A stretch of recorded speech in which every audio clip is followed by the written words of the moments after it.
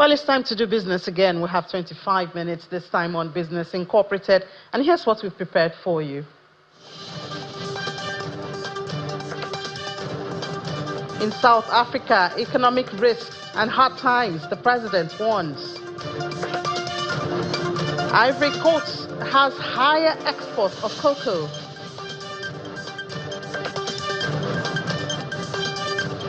With more activities in the cyberspace, what's the true cost of cybersecurity?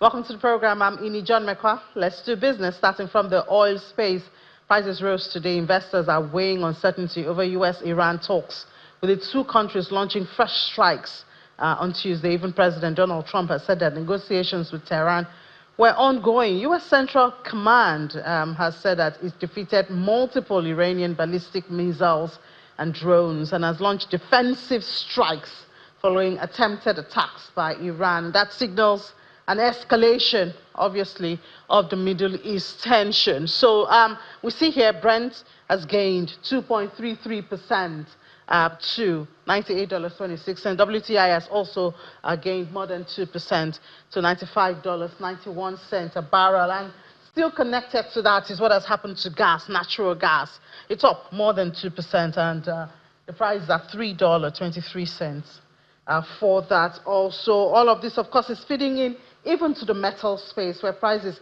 held steady. Investors are still watching for developments in the Middle East, and rising inflation fears awaiting upcoming U.S. economic data, which should give direction on that. Gulf hostilities fled anew, with the U.S. military saying that Iranian missiles attacks on Bahrain, Kuwait, and other regional targets were either thwarted or it failed. U.S. Secretary of State Marco Rubio said that President Donald Trump's negotiating team has not offered Iran sanctions in exchange for reopening the Strait of Hormuz. So a lot of uncertainty right there, and of course it's reflecting the price of commodities. Now let's come here to Africa. We see Ivory Coast has sold about 1 million metric tons of cocoa in exports contracts for the 2026-2027 main crop, but has started to slow sales.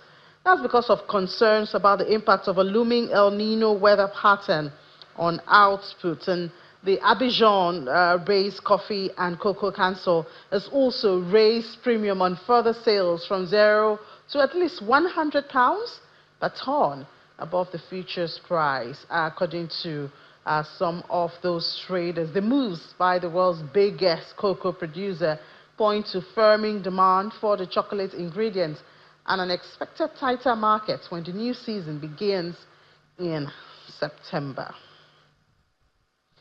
In South Africa, we see that the private sector contracts after 4 consecutive months of expansion. This is according to the latest Purchasing Managers Index data, as the PMI data. The PMI reading signals a renewed downturn in business activity driven by weaker demand conditions and ongoing economic pressures facing firms across the country.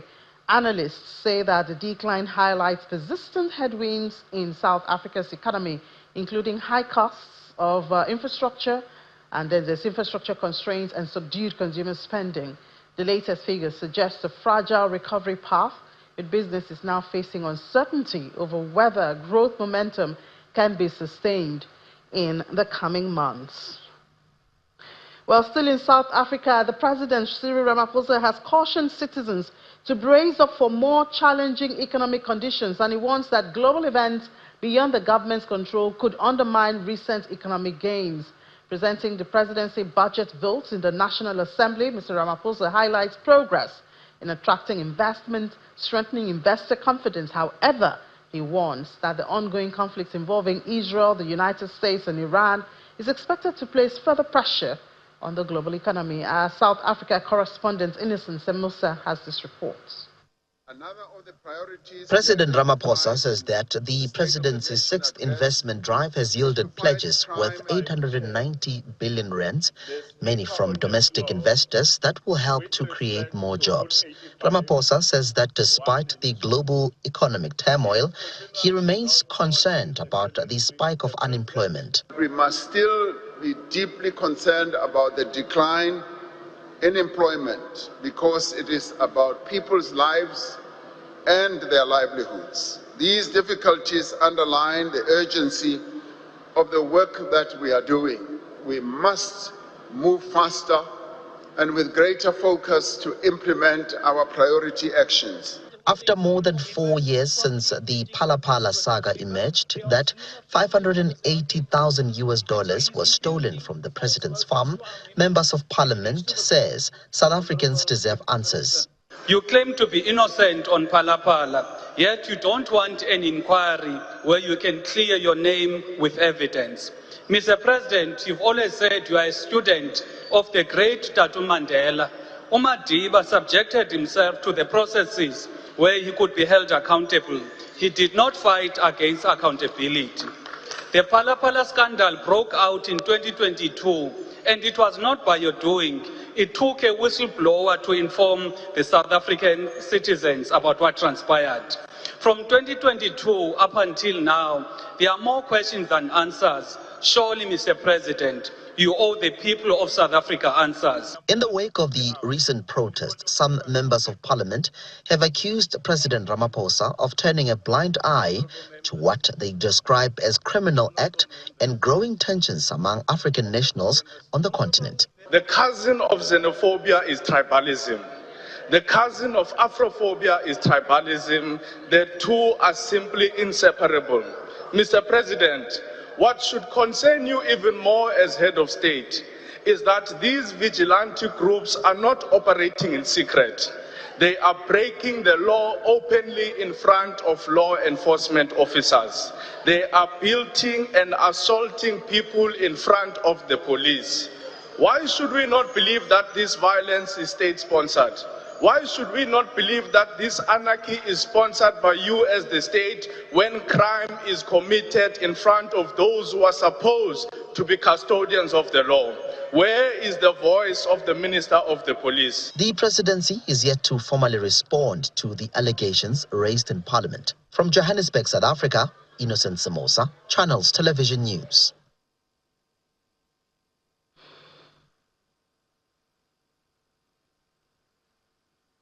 Tough questions there for President of South Africa, right there in his face, by the lawmakers. Well, another area of concern recently is with the movement into the cyberspace. Of course, we see more activities, and the criminals are also watching.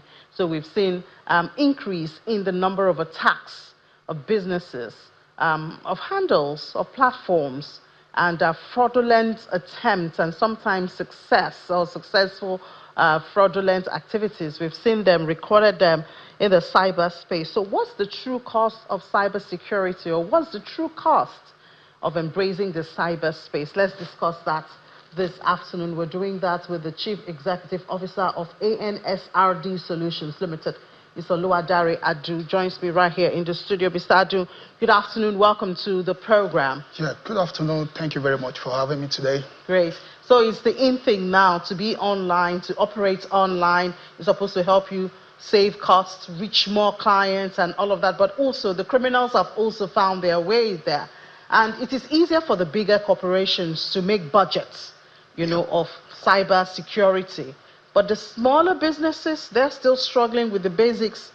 How do they cope with this? Yeah, as straight as it is, large business organizations, yes, they have heavy budgets. They have invested heavily on cybersecurity. But for smaller businesses, what I can say is, as expensive as cybersecurity is, for it to be effective, for smaller businesses, you can follow basic cyber hygiene, which is using strong passwords, doing regular backups daily, using what's it called again? Following basic cyber hygiene. With that, it's not expensive. But what we do at Answered Solution is not Answered. It's called Answered. Is we try to explain and tell people as plain as simple English, direct, that okay, cybersecurity, the frameworks, this is what it means. You need personal protection, data. It has to be protected. What about costs? You are talking of small businesses. Yes. And we're increasing their overhead costs. Yeah, so, okay, let me just share this with you. Last year, I did an awareness outreach here in Nigeria, talking to local communities, schools, and we're asking them, okay, what are you guys going through in cyberspace? And majorly, what they are going through is phishing. So imagine having an awareness program of training your employees.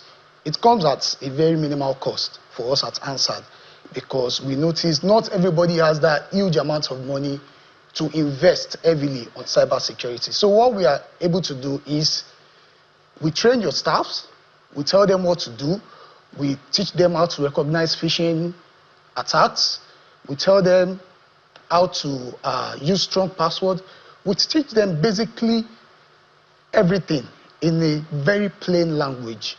So the cost is, for that, to me, is not that expensive for smaller businesses.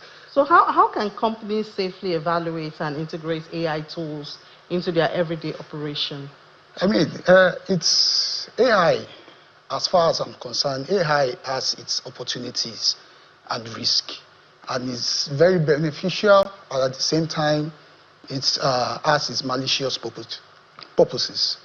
So what we do at Ansad is we try to teach people how to adopt AI safely. And we also try to tell them, okay, if you are using AI, you should use it. There should be an AI governance, like policies that embarks it. Just like for human resource, financial bodies, they have policies that guide them. So AI governance should be a policy to be taught. So every corporate should have like AI policy, yes, to guide the governance and operations. Exactly, on how to go about it. All right, thank you so much, Mr. Luadari Adju, Chief Executive Officer at ANSRD Solutions. Thank you for your time. Thank you. Let's take a break. When we come back, we'll head to the markets. Please stay with us.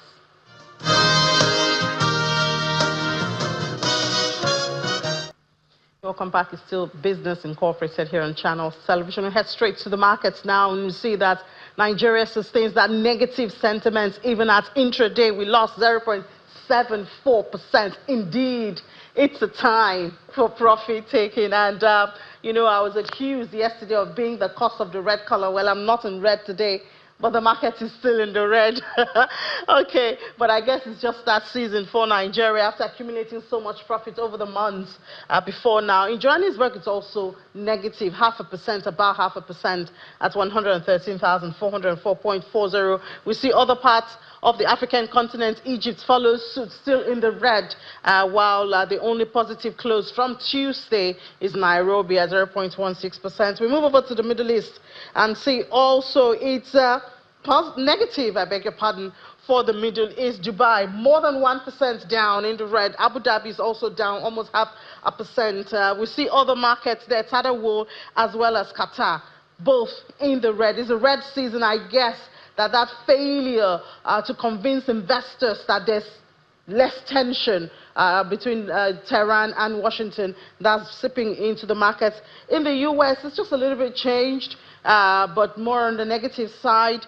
Dow Jones negative, S&P negative, Nasdaq, that's the tech guys, are able to pull through that 0.15% in the green for now. And then we move to Asia, where market has closed for today. We see Nikkei positive, more than about 2.5%. Kospi 0.15%, but not for Hang Seng. Hang Seng is 1.56% in the red. It's still the uncertainty around the negotiation between Tehran and Washington that's driving market. Let's see other markets in Asia. And Shanghai is positive, but Nifty is on the red side also. Let's go to Europe now and see what the markets are looking like. At this time, we have Lars. Hi, Lars. Welcome.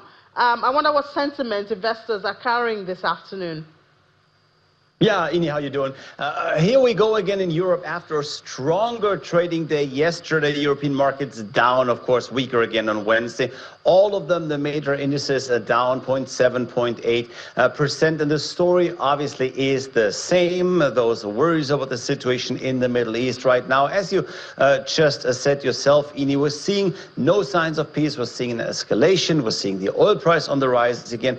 And that situation just overshadows any other news that we might be having from companies or any economic data for that matter. We're hearing some good news, for example, from the auto sector, where the mood is getting a bit better. However, looking at the sector index, we're still actually in somewhat pessimistic territory, so even the good news is not really that good, and it is no wonder that on a day like that, we're seeing some red on the wall. Yeah, well, we don't know if this is good news or not. EasyJet, we know, is about 30 years old, has become one of Europe's largest airlines. Now we hear of a takeover, or is it change in ownership? What really is it? Yeah, we don't really even know what it is. It's just an idea that came up. Honestly, Ini, I wouldn't even call this really a takeover plan yet because we're really early in that process. We're talking about the US-based private credit firm Castle Lake. They are considering making a £30 billion offer for EasyJet. But looking at investors' reactions, we're seeing shares up only around 5%. That was late in yesterday's trading, just as the offer here came out. And you would like to see a much bigger move if anyone would take this offer really seriously. As for the EasyJet board, they are saying the offer is, quote, highly opportunistic. And that's because it's based on the company's numbers during really trying times. After all, many airlines are having trouble these days because of the war in Iran and the ongoing closure of the Strait of Hormuz and the high price for jet fuel. However, the situation in the Middle East is, of course, fluent. There have been peace talks. And while there has definitely not been any success in negotiations between Tehran and Washington, and while you could even say it seems to take frustratingly long to hear anything about any developments there, it is definitely likely that eventually the strait will reopen. Oil and jet fuel prices will come down and airlines will be doing much better again. And with such a development in mind for the near future, no board would accept an offer that's been based on depressed numbers taken during the crisis. Yeah, so assuming that this deal goes through, what picture can we expect for the future of the airlines? Yeah, Ini, that's another very interesting point, as there are so many unanswered questions. A takeover in the airline industry is generally a lot more difficult than in other sectors because an airline doesn't consist just of planes and personnel. The real deal is the flight schedule, including the slots that they have, the start and landing rights. And EasyJet operates between 1,000 and up to 2,000 daily flights, depending on the season, of course. And those flights, with their starts and landings, could not easily be transferred to a company owned by a non-European entity. That's the law in Europe, and no takeover can simply just bypass this. A non-European company cannot get the kind of infrastructure set up in Europe, and that means that no one could even predict what role a US-owned EasyJet would play in the sector. Now, obviously, there might be workarounds, one could imagine, but again, with a look at investors' reactions, this possible takeover offer for EasyJet makes for a really interesting story, but it hasn't convinced anyone yet. Yeah, well, I mean, when you imagine that level of activity, about 2,000 flights and all of that, obviously not an easy takeover at all. But last, we trust you to always keep us updated on what comes up. Thank you so much. Absolutely. Thank you, Ini. All right, let's see what's happening in the crypto space. And it's still persistent red. Persistent red, yeah. So we're now at 66,886, lost more than 3% in 24 hours. But the one that really catches my eye is Ethereum. So we were looking for 2,000 level for Ethereum. Yeah, we saw 1,009. And we thought, oh, okay, we can rest a bit. But no, it's not over yet. We're now down to 1,870. Ethereum is going red. So also what we have for most of the coins at this time. The uncertainty is even bigger now than it was yesterday, because we thought there were talks going on between President Trump and a representative of Iran. But Obviously, it's not. So the uncertainty is growing, and of course, it flows into the veins of. We see UK's financial regulator is warning football clubs, including teams in the Premier League, about risk of partnering with unauthorized crypto companies. And the Financial Conduct Authority said that some crypto firms may be using sponsorship deals to promote their services to football fans, even though they are not approved to operate in the UK. So the regulator is warning stronger contacted several clubs and is asking them to carry out stronger checks before entering into commercial agreement with crypto businesses. And we know that in UK, football is like a drug. Everyone is crazy, or most people are crazy about football in the UK. So it's so easy to get carried away, the fans and all of that. And little stories, Microsoft Cybersecurity Division, they've issued a warning regarding a new malware campaign that targets cryptocurrency investors by hiding malicious code within widely used public NPN open source packages. So Microsoft gives out a warning right there, warning against crypto selling Trojan. So you want to be a little bit careful. In the United States, the Treasury Department has sanctioned Nobitex, and that's Iran's largest cryptocurrency exchange, along with Wallet, Bitpin, and Ramzinex. So is this about the war? Is this outside the war? You might have to look closely at that. Nobitex processed more than 50% of Iran's digital asset inflows in 2025 and allegedly facilitated transactions linked to sanctions evasion, terrorist financing, and Islamic Revolutionary Guard Corps. So you might want to look closely to that, if it's from the war, consequences of the war, or if this is different.